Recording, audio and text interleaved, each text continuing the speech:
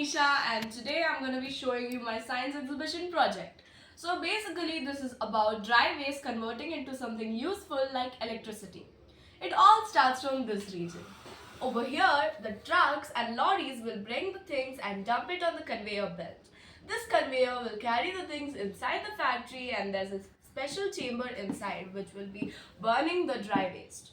After burning, the heat that is produced will go and hit the boiler and there is water inside. So basically that will start boiling and that will basically, the steam will basically rotate the turbine over here.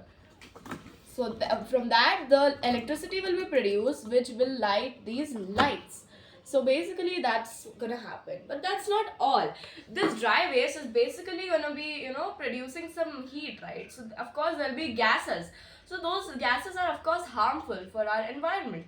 So basically we have come up with these compartments which is basically filters, and in this filters the air will be purified.